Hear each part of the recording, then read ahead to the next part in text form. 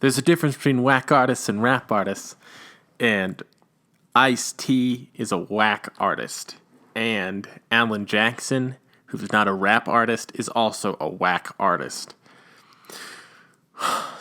So in Ice-T's big song, it's like his big track, Colors, which I didn't realize was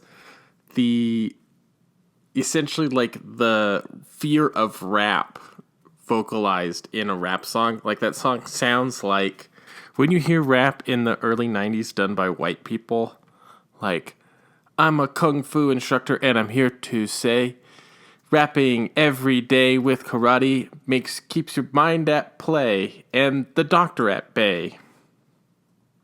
Hot track by Sam Davies.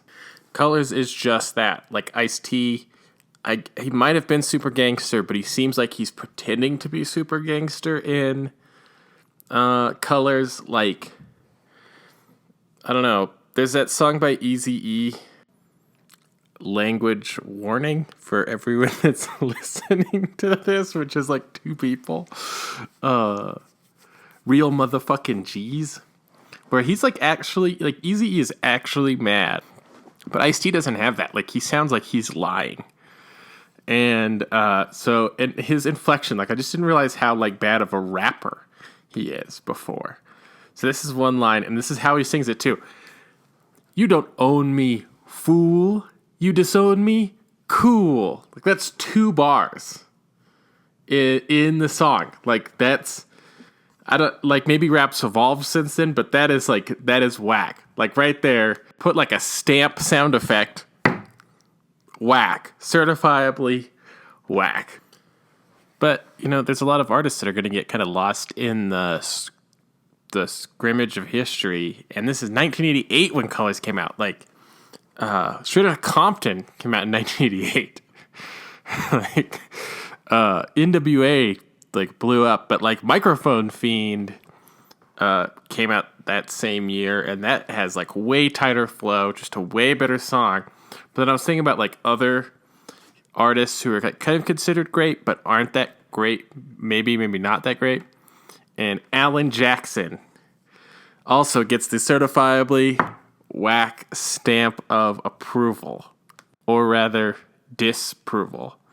So, I listened to 5 O'Clock Somewhere, and 5 O'Clock Somewhere is just awful. Like, it's just a straight up, like, hey, I just gotta go drink, and I'm just gonna drink at work. I can't go to work. Like he says in one part of the song, I wish I could go home. I could catch a cab and dry out by 2 o'clock and be at work.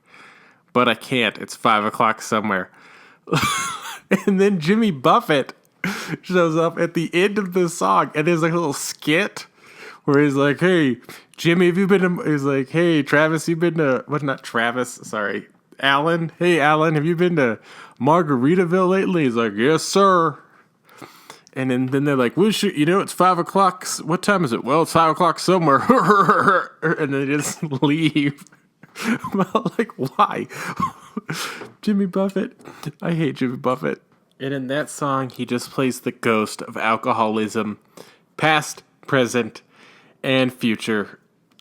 But he wasn't the first problem on that track. Like, I don't know. If you listen to Neon Moon by Brooks and Dunn, which is like around the same era, like Neon Moon is way more complicated. The wall of sound is just, it just has a much better depth of sound to it than Alan Jackson's 5 O'Clock Somewhere. And then so I listened to Little Bitty or Itty Bitty.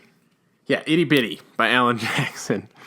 And that song put me over the edge. That's what sold me. I mean, I heard Itty Bitty first before I heard 5 O'Clock Somewhere, but Itty Bitty had enough red flags to be kind of, at least be on a whack track of an otherwise okay artist.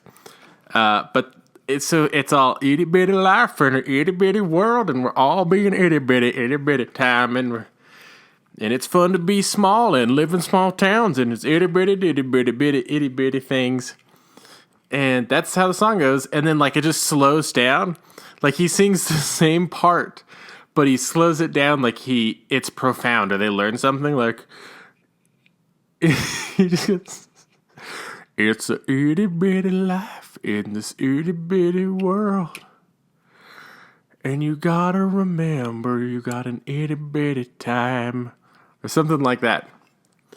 And that's too much. Like, you can't pretend that your song suddenly got deep because you sang it slower within your own song. I'm not too fond of like minor key takes on other songs. I mean, sometimes they're okay, but you can't switch to a minor key on your own, like within the same song, seem the same thing of like the 25 words you wrote for the song and pretend that like you put something profound into it. Like, oh yeah, I am itty bitty. You got me, Alan. You got me. So those are my 2 whack artists of the week. Yes, whack artists of the week. This has been episode 2 of whatever I named this show, and this is the voicemail length episode about Ice Cube and Alan Jackson, certifiable whack artists.